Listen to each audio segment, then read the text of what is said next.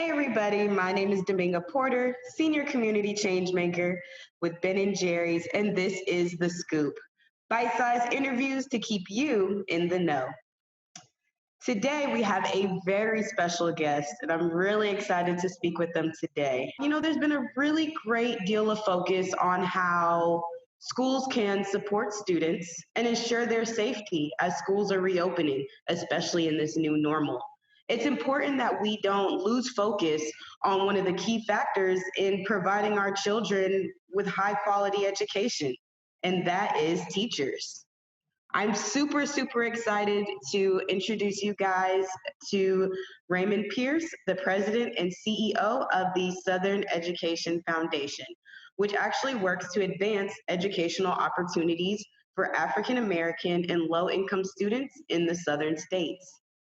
Mr. Pierce began his career as a civil rights attorney in Little Rock, Arkansas. Prior to joining SEF, Mr. Pierce was Dean of the School of Law at North Carolina Central University. He was also appointed by President Bill Clinton to serve as Deputy Assistant Secretary of the U.S. Department of Education's Office for Civil Rights, where he also served on the White House Domestic Policy Council working group on the development of the empowerment zone and related economic and workforce development policies. He also has practiced law in the area of commercial transactions, corporate, and banking. Thank you so much, Mr. Pierce, for joining us today. Thank you, Dominga. Thank you for having me. Well, I just want to jump in. I'm really excited to get some of your knowledge. And I want to start, what kind of support do teachers need in regards to returning back to the classroom? Well, it's a good question, Dominga. A lot of what's going on here in education has caught so many people off guard and has also caught the teachers off guard. So as teachers prepare to go back to the classroom, a number of things that school districts can provide in terms of supporting teachers. First of all, engaging the teachers in how this is going to happen. Include the teachers in the planning of how schools are going to open, what the school is going to look like. Too often, unfortunately, school districts are going forward with plans without factoring in the input and the thoughts and the experiences of the people who are going to be on the front line, the teachers. So that's one way. Get the teachers involved in how we're going to be reopening these schools. That's one way you can help support teachers. The school districts can help support teachers. Awesome. Now, what kind of support do we need for teachers who, they're not in the classroom, they're doing that distance learning, they're doing that virtual teaching? How can we support them?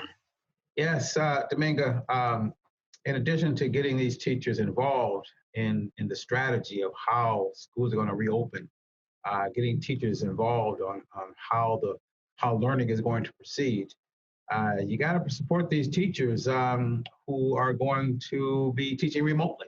A significant number of parents are elected to have their students learn remotely, and understandably so, given fears about COVID virus.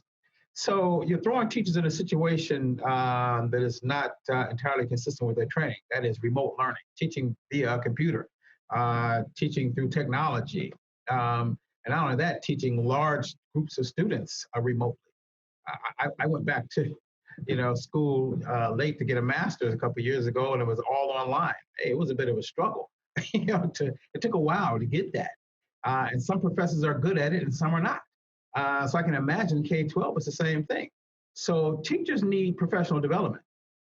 Professional development, not so much in being a teacher, but teaching in this new format online. And it's not just being able to plug in the Zoom and make sure the volume works and everything you and I just went through, making sure that this interview works, because this is remote also. But it's also being aware of and being familiar with the nuances of keeping the students engaged remotely. And there's a talent to that. There's an art to that. And that's something that can be learned. So providing teachers support opportunities, developing their abilities to understand techniques and practices in terms of remote learning would be huge in terms of making sure that not only the teachers are not frustrated with the teaching, but that there's actually effective learning going forward and the students stay engaged and they learn as well as they can remotely. Mr. Pierce, I guess I'll say before COVID, was there any type of, I guess, trainings that were out there, some kind of support that was out there where teachers, I guess, could learn how to do this virtually, or is this something that's brand new that's still being worked on? I think when you talk about the masses, the overwhelming majority of this is new. Online learning is not new. It's been mostly in higher education, post-secondary education, college and graduate school, obviously. But remote learning K-12 is largely new. This is something that has just been launched on teachers in the K-12 sequence. So I doubt very seriously, we are not familiar with any pre-existing online learning opportunities for professional development for teachers. Now, of course, there is online learning that has existed for quite a while by supplemental and complementary instructional sources. But the K-12 situation in schools, particularly public schools, no. Thank you for that. So I know that you're definitely in the know in regards to what some districts across the South are doing, and some schools are doing to support their teachers. What are some examples that you can give that some districts across the Southeast are doing to support their teachers during this time? Well, Dominga, I'd like to give a few shout outs to some of these school districts. You take Oklahoma, for instance, the state of Oklahoma has been a leader early on in this COVID-19 season to bring up the subject of sick leave, and some greater flexibility with sick leave. If you can imagine, given the demographics of the teaching profession, where you have a pretty significant percentage who are at an age that puts them in that category of being at greater risk of contracting COVID-19, then it's only fair and it makes sense that you have some flexibility in your sick leave policies. So kudos to the state of Oklahoma for taking a lead in that. And they're not the only ones. Charlottesville School District's done pretty much something very similar also, but more in terms of teachers assistance programs to support teachers who lack the skills to teach remotely or need some sprucing up or some refinement of their skills. So the Charlottesville School District of Virginia is a big leader in that one. You've also got some other school districts, Seguin County School District out in I think Texas, I believe, is going so far as to offer compensation for teachers who have to pay for their internet service and their cell phone usage. I mean, think about this. Teachers, if they're teaching remote, they're teaching from their personal home, and whose internet service are they using? And so, again, kudos to the Seguin County School District in Texas for being a leader and leading the way and being an example for other school districts to support teachers. You've got Maryland and Delaware and again, Virginia and North Carolina taking a big lead on getting teachers and teachers unions involved in the planning of reopening the schools and how this works out. So there are quite a number. It's interesting but not surprising, Dominga, that school districts, you've got some strong school leadership out there in the school districts. The Southern Education Foundation has historically been involved with the leadership of school systems throughout the South and even throughout some of the northern states. So we're not surprised to see this ingenuity and this leadership coming up for so many of these school districts. Wake County in North Carolina is another one that has taken a lead in terms of forming teams, roving teams throughout the school district to assist teachers in sharpening and developing the skills in remote learning in ways that not only make sure they understand the technology, but how to use that technology in a way that keeps the students involved. The state of Mississippi, in another fashion, has taken a lead in terms of strengthening the pipeline for teachers.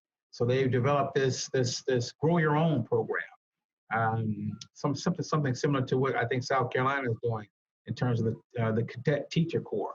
So you see schools, districts, states, local school districts coming up with a lot of innovative ways to get in front of the damaging impact this COVID-19 has had on education of our young. That's really beautiful, honestly. I'm really glad to hear it.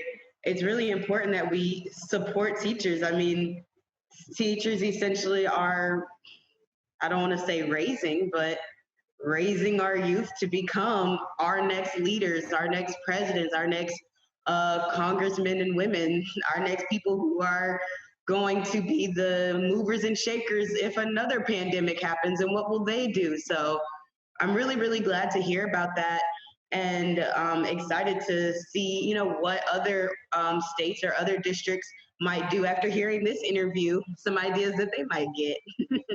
Yes, yes. I think we all can, if not all of us, most of us can look back into our life, particularly our younger years, and when we think about what helped fashion us, what helped lead us, there was a teacher. You can always remember at least one, maybe two, three teachers that had a significant impact on your life. Exactly, exactly. Now, Mr. Pierce, what can parents or, community members do to, ensure that teachers are supported during this time? Dominga, parents and communities, of course, should always be involved in the education of the children, if not your own children, definitely the children in your community. When I was at the U.S. Department of Education, my old boss, who was the Secretary of Education, Richard Riley, used to talk about healthy communities, healthy schools, healthy communities, healthy schools. In order for a school to be healthy and vibrant, the community around it supported should be healthy and supported that. He always talked about the engagement of parents and communities in the schools. Well, again, this pandemic has placed learning, education, particularly K-12 education, in a unique set of challenges right now. And so parents and the communities surrounding these schools are needed more than ever. So all the things I talked about earlier, parents need to be involved, writing letters, contacting the board, school board. I mean, these, elected officials who, are elected to represent parents and communities in the management and the governing of the public school districts that their tax dollars pay for, should be involved, writing letters to the school board, calling the school board, sending emails to the school board, asking what they're doing to support the teachers, or reminding the school board and the governing authorities that teachers are in a very tenuous situation here, under a lot of stress. I mean, we haven't talked about that, Dominga, but this COVID-19 situation and the reopening of schools is placing a lot of stress on teachers who were already stressed because the school district, the school year ended abruptly, and now is opening under some, unsure and uncertain conditions. So it's a lot of stress, for some of these teachers. Amidst some of the racial tensions we have going on right now, think of some of the teachers of color and the things they're dealing with on the front lines of all this. So contacting your school district officials, particularly the elected ones, particularly the governing authorities, and urging them to offer greater support for the teachers is critical. Secondly, volunteer. Contact your teachers, contact the school district. If you are a parent, ask how you can help out. Back in the day, I remember, and I'm pretty sure maybe it still goes on, but back in the dark ages when I was in public schools, occasionally some kid brought his parent to the school as show and tell. This kid's dad was a firefighter, or this kid worked in, his father worked in the water department, and so that gives, young people, an opportunity to see some real person who's a professional doing something, who's working. And you can relate to that person because his or her kid, he's in your classroom. So if you can come in and read a book, to students, even if it's online, there's so many different ways. You contact a teacher, I bet she or he will be able to tell you a lot of ways you can help support education at school. Thank you. I hope that when people are listening to this, that they, that keep that in mind. Again, we have to support our teachers in this time, especially that stress is just, really high. We're in the middle of a pandemic. We have this this racial injustice going on. We have, just students dealing with, a lot of stress as well. And it seems like teachers are having to kind of wear multiple hats, they're teachers, they're therapists, they're technical engineers with all this new technology they have to learn. So it's very, very important that we support them. I do want to know, what is Southern Education Foundation doing at this time to, support teachers throughout the Southeast? Well, several things. One, we were one of the first to put out guidelines back in March, actually. COVID-19 impact guidelines. We called them, I think it was 7 equity considerations for teaching during this during COVID-19. This was during the days when, back in March, I believe, was school year was still in effect, and many school districts were attempting to carry on the school year remotely, albeit abruptly. They still were attempting to do that. It was the Southern Education Foundation that came out with guidelines and other statements and commentary. At that time, the major focus on our teachers was on the stress factor, and that was calling out school district governing authorities and members of the community to be mindful of the stress levels that were being elevated, not just on the students and not just on the parents, but on the teachers also. And so that was one of the first things we called out. And then secondly, something I said earlier, and that is the need for professional development.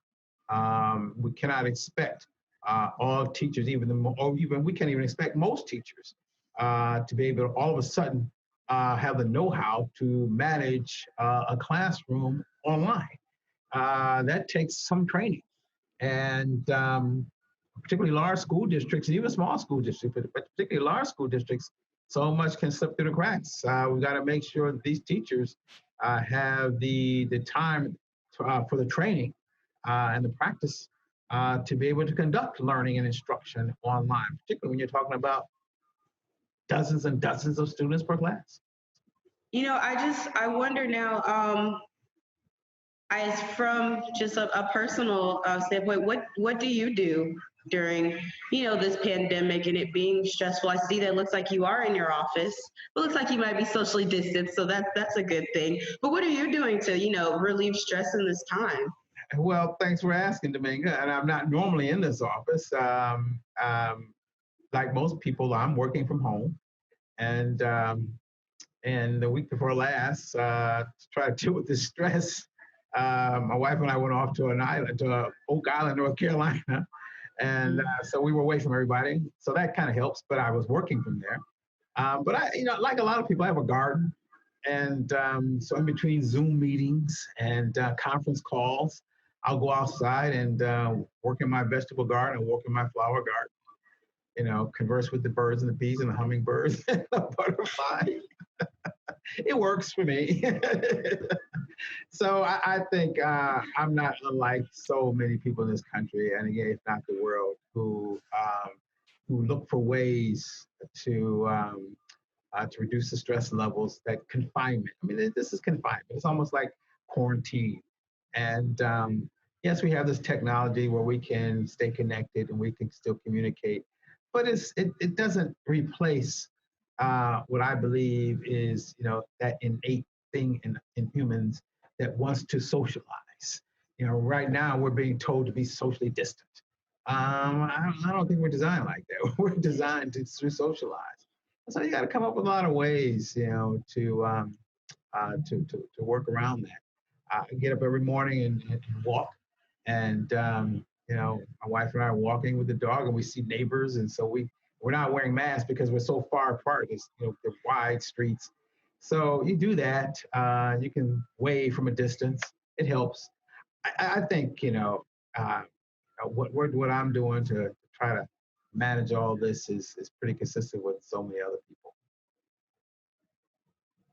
I'm definitely glad that, you have the opportunity to be able to, de-stress and, find those ways that you can, remain calm amongst, everything that's going on. Oh, yes. I'll tell you this, when I go to the garden store, it's amazing, how little there is there because so many people are gardening. So many people are gardening. I heard you can't even buy a bicycle now because everybody's trying to buy a bike to do something, ride around. You can't buy desks now. It took forever to buy a desk. I had to build an office at home for my wife. I already had one.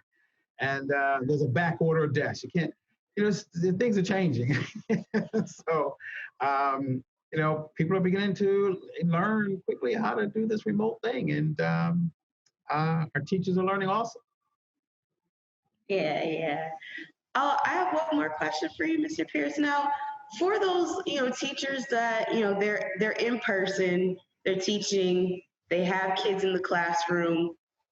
What should they do if they start to feel unsafe or start to kind of question their environment and wondering if they should be at home or what they should do as far as their district? Do you have anything that you can offer for them? Well, I would strongly encourage, not that these professionals need my encouragement in this category, but I would strongly encourage them to let their principals know immediately that, look, I try to do this remotely, in person, but either the stress of it is too high.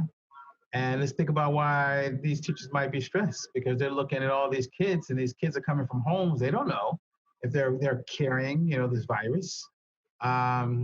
And so, again, given some of our older teachers who are more susceptible, to the worst effects of COVID-19. So, stay in touch with your principal. Let your principal know early on if you feel like you've given a good faith effort to try to teach this class in person during this pandemic with masks and this social distancing or whatever. But it is clearly impacting your ability to effectively teach. And the principal needs to know that, and changes need to be made. Second, again, going back to something I said earlier, I would highly encourage these teachers who are going into the classroom right now to be aware of their sick leave policies and any changes that there may have been in their sick leave policies, because this can impact their health. But worst case scenario, of course, they actually contract the virus. But then again, just the stress of it all. So I highly encourage teaching professionals who are going back into the classroom to be careful, be mindful of their wellness, try not to be a hero more than they already are, and be in contact with their system, their school district leader. Their school leader, whether it's the principal or the assistant principal or whomever. Thank you, thank you. And that's really, really important. We need to make sure that we're keeping everybody safe. I think a lot of times we think of, ourselves just going to work and, oh, our kids are safe, but are their teachers safe? So we definitely need to make sure we keep our teachers in mind, and also, teachers, that they are speaking up and that they have that ability to speak up and that their voices are heard, especially in this time. In the event that they are, pressed with an issue where maybe their principal does not hear them out, do you suggest that they escalate that up? Well, most of these school districts have unions and teachers unions, and so yes, if the principal or whoever the governing authority is in that building, in the school, doesn't have an ear to hear or hear the teacher out, I would definitely go to my union. That again points out the importance of organized professions, and in this case, the organized teaching profession. That they can often be a much stronger voice than the individual teacher themselves. So I would definitely encourage teachers who are having some difficulty in terms of relating and expressing their concerns. If they can't get an ear from the principal, at some point you might have to just get to your representative, and that's oftentimes the union. Gotcha. And Mr. Pierce, to wrap up, would you like to give a message, to our viewers here? Just one last thing, I guess you could give to our teachers who are viewers here. What would you like to say to them? Just kudos to you all. We salute you. You are the backbone of this nation. I mean that seriously. Um, you see those bumper stickers on the back of cars that says, if you can read this, thank a teacher. So, I mean, just your sheer ability to navigate life, to navigate society, is because you have been instructed in the rudimentary skills of reading, writing, and arithmetic. And that came from some teachers, the teaching profession. So we cannot lift you up enough.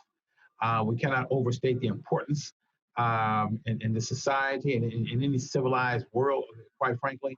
And so, we love you, we support you, and but we need you to stay safe, and we need you to stay, healthy. And we want to help get you all the support you can. Organizations like ours, the Southern Education Foundation, we are constantly putting out policies, statements, and pressuring state, local, and even federal governing authorities that have anything to do with education